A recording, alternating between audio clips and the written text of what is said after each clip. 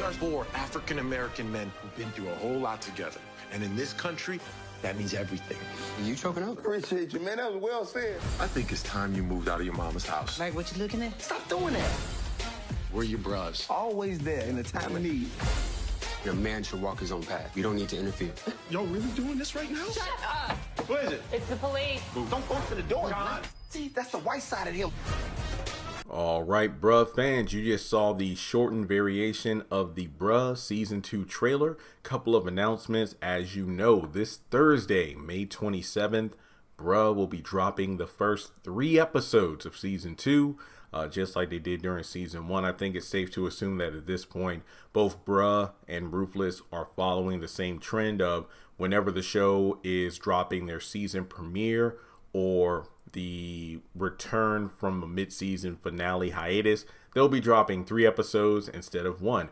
Even better, this season Bruh episodes are going to be lengthier, as in an hour long, meaning that these episodes can range probably somewhere between 38 to 50 plus minutes, kind of like Ruthless. So that's something to really entice people to come back for the new season. That's not to say season 1 didn't bring season 1 didn't bring in a lot of views. Honestly, I have no idea how season 1 did online. BET Plus. I would assume well, considering that it got season 2, and I believe they filmed season 3 as well. But basically, since Ruthless announced that it isn't coming back until November, a number of people have been like, hey, I'm canceling my subscription until Ruthless comes back, which is understandable. Ruthless is like the drawing factor of BET Plus for a lot of viewers, but hopefully season 2 of Bruh will change people's minds. I know some people have said, I'm canceling my subscription, but I'll at least tune into your Bruh review videos, and maybe that'll make me get the platform back so I could watch it, or I'll just wait until the season's over and binge it. The choice is yours, because, well, I don't get any cut from BET Plus, so them having or not having subscribers makes me know never mind. But I know there is an extended cut of the trailer that's over 2 minutes long, if I'm not mistaken. It's like, what, 1minute 42 seconds? So almost a 2-minute trailer. Obviously, I couldn't use that due to copyright reasons. So you got the short, edited cut, and you can watch the lengthy cut on Instagram, BET Plus. So these notes will cover, and screenshots will cover both trailers, and I hope you enjoy it. I don't think this video is going to be as long as my sister's season 3 trailer breakdown, but there was some good stuff in here. I've already done a few videos prior to this one, like the new characters in this season of Bruh, Natalie, Lydia, Darla, and Greg. So before moving forward, please hit subscribe to help me reach 175,000 subscribers. Hit the bell icon and select all. That way you don't miss out when I upload new things to the channel. Remember, this is my first week back on the job, if you will, considering we have 3 shows coming out this week: Bruh, Assisted Living, and House of Pain. And then next week, the haves and the have-nots. Oh yeah. So go ahead and hit subscribe, like the bell, and finally follow me on social media. Links are in the description below. And don't forget, I have a Facebook group for Bruh. That group doesn't have that many members. Let's change that. So go down, links are in the description. So the trailer starts with Tom giving an Obama-like speech about, being black in America, the beauty of brotherhood. And I know that it was on the New Edition story. Well, not in the movie, but the cast of the New Edition story. I remember when that biopic was just blowing up. And during a lot of the interviews, the cast were like, we got Black Boy Joy. That's kind of how I feel watching Bruh. And then John gets emotional. It's like, that was beautiful, man. That was beautiful. So it looks like the Bruhs are having like a meeting, kind of going over what's been going on. I think Bill is the only person not there. So it is Mike, John, and Tom. And based off the dialogue, Mike says a few interesting lines here. The first being, what, a man should walk his own path. And pretty much saying that he doesn't want to have anything to do with the Bruhs trying to stop Bill from going to California. Because if you remember, towards the end of season 1, Regina's like, hey, after the wedding got called off and everything, Peter Pumpernickel. Honestly, I thought that was a made up last name. I thought that was just, like Bill making fun of like Pumpernickel. But no, that's Peter Pumpernickel. I feel like there's a song or a rhyme that can go along with that. But, oh, pumpernickel is a bread. That's what it is. So I think that, yeah, Peter was suing her. And on top of that, she needed space from Bill, and Bill just cannot take a hint. So he's like, I'm going to California. So it looks like the brothers are trying to stop him from doing something stupid again. And then we also have Mike telling the brothers that he doesn't need them. So this is probably just a meeting going over the events of what's been going down. You know, Bill trying to go after Regina, and given the fact that Mike's like, you know what, I don't need y'all. This is probably Mike venting his anger and frustration over Pam walking out on him. Well, Pam and Andy. So he's probably still upset. He's like, you know, I don't need anybody right now. But I feel like we're definitely going to have these bros coming up with a plan, because based off, you know, a character synopsis of Natalie, who is a yoga instructor and Bill's ex. Apparently, she is persuaded by Mike that Bill has cancer. So she pays a random visit to Bill. And there's an interesting thing about that. There's like a dinner scene or a lunch scene between the two. And we know these two eventually start knocking the boots. And then Regina comes in and, oh my God, I didn't know you had someone. She's like, oh no, he doesn't. And then Bill tries to interrupt and they're like, shut up. So this is pretty much like the same kind of situation that happened when Pam and Andy kind of double teamed Mike and he just sat there looking stupid. But in this situation, at least, you know, Bill managed to get some. And it looks like there's another scene as well when Bill's screaming, I don't have cancer. So it looks like the bros come up into his spot and it's in the middle of a rendezvous between him and Natalie. So it's pretty interesting how things turn out on that end. Oh, also going back to what Tom was saying, you know, it seems like Tom is, I want to say that we really don't, I think Tom is more like the moderator of the bro group. You know, he's kind of rallying the troops like, hey guys, we need to work together to, you know, help Bill from leaving Atlanta and doing something stupid. I mean, you could argue that was pretty much his role in season 1 when it came to rallying the guys to help out John.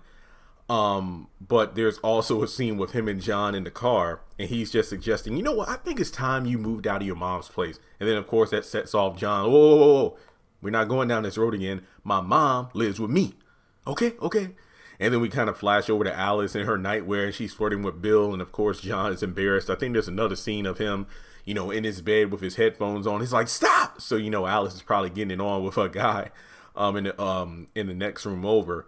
And speaking of Tom, you know, in the middle of his Obama speech, that was my favorite part of the trailer. Well, there's a scene later that has me going, word. But in any case, sounds like there's a knock on the door and it's the police. I believe this is potentially the new character, Officer Darla Grills, who is Tom's attractive neighbor. And she is investigating a neighborhood carjacking. So this is probably going to be our introduction to her, maybe within the first couple of episodes here. Let's see here. We also have a lot of bruh moments where, you know, it's like fist bumps, bruh. You know, it's kind of interesting that it's hard to think about it because Sisters is a season ahead of bruh. It's just the fact that I wonder how many times Sisters was said during season 2 as compared to season 1. It's kind of like, you know, in the show The Game, you know, I remember in the first couple of seasons, or at least the first handful of episodes, the game was actually used a lot. Not in terms of, oh, we're going to the game to see the guys on the field, but the game in order to help med school Melanie is like, look, med school, now that you're in the game, you need to realize there are people who only use you because of your connections and whatnot, not necessarily, you know, because of who you are. Man, I can't wait for that show to come back on Paramount Plus. But going back to bruh, you know, there's a lot of great moments. You got Bill and John kicking it. You got the 3 bros kicking it. You know, obviously everybody but Bill. And then, of course, we have a scene. I guess John, yeah, it's kind of interesting. I think this is like the cliffhanger or the ending of both trailers where Tom is going to answer the door when the police are knocking. It's like, don't answer the door. What are you doing? Oh, that's his white side. That's his white side right there. But we also have the guys at the bar where they meet Lydia. and she's cutting the boys off, and Mike is like, who hurt you? And then they're trying to leave, but Mike just takes the bottle and starts pouring it himself. So it looks like there's going to be a bit of a standoff there. I mean, they need to keep Mike out of this bar and restaurant. Every time he goes there, he ends up starting some shit every single time. But the thing about it is, there's a funny scene where he's like, are you telling me, or yeah, I think John's like, not all black women are crazy. Okay, fine. Tell me one black woman that isn't crazy. My grandma. She shot your grandpa. No. He provoked her. So then we also have a scene of Pam, because I was shocked to see her coming back to Mike's loft, because to be honest, after she stormed out last season, you know, it was, you know, easy to determine that she was gone and wasn't coming back to him for a while. But then again, I could say the same thing about Regina, because, well, what is she doing in Atlanta when she was supposed to be going to California? But now we know that she's suing Bill, probably because Peter is suing her. Or it could have been a situation where she talks with Peter and is like, instead of suing me, let's just sue Bill for ruining our wedding. But then again, if I remember correctly, she was the one who called off the wedding, not Peter, because of the fact that we found out later on after the wedding that she was the one who called it off. So I don't know. Was she initially going to sue Bill and that's why she came back? Or was it because she came back, caught him with another woman, and I was like, you know what? I'm going to sue you, Bill. So going back to Pam, she comes into the loft and says she's down for a threesome. And Mike is like, whoa, what? I'm going to be honest, I'd had the same reaction. But to be completely honest, with Pam being Pam, why would you need anyone else in the room? Just saying. But I think one of the most craziest parts of the trailer was when it looks like Bill is driving Pam home or something, which honestly, I don't even know if that's the case, because of the fact that I believe that, oh wait, no. Pam doesn't live in the same loft. I'm thinking about that other woman who lives like a couple floors above or below where Mike stays. But in any case, Pam is telling Bill, you know, one man isn't enough to give me everything I need. So it looks like she's coming on to Bill. And then there's a scene where it's just, you know, John and Bill just chilling on the couch talking. So, you know, John's like, what? So this could be in reference to Pam. This could be in reference to Regina. I don't know. But either way, this looks like season 2 is going to be bringing the heat in more ways than one. Even though we have the new characters, I believe we did not see Greg. We heard Officer Darla from behind the door when Tom goes to answer her. We did see Natalie and Lydia, and that was about it. Didn't see anyone else from season 1, like Charlie, you know, the female contractor that may be in a relationship with John eventually. We don't see Valerie. We don't see, what's her name? Laura, who works at the sandwich shop. I don't even think we saw the sandwich shop at all. But, you know, then again, we could be introduced to new set pieces and whatnot, which I'm always a fan of. And I love season 2s of shows because we get to see if they're going to take things to a new level from a cinematic approach. But I can't wait for Thursday. Let me know what was your favorite part of the trailer. Are you excited for Bruh? Or kind of like I said at the beginning of the video, are you kind of, you know, backing off of BET Plus due to Ruthless being gone for so long? And you'll catch Bruh down the line, you know, once a few episodes have stacked up. Because I'd imagine that by the time Ruthless comes back in November, I would imagine that we would not have the entire season 2 of Bruh out, because, you know, eventually the show's going to take a mid-season break after probably episode 9 or 10. So who knows? But either way, let me know your thoughts in the comment section below. I'm curious if we're going to get an updated intro with the new characters added to the mix. And that's pretty much all I got for this video. If you want to donate to the channel, feel free to do so on PayPal or Cash App. And with that being said, I'll talk to you later.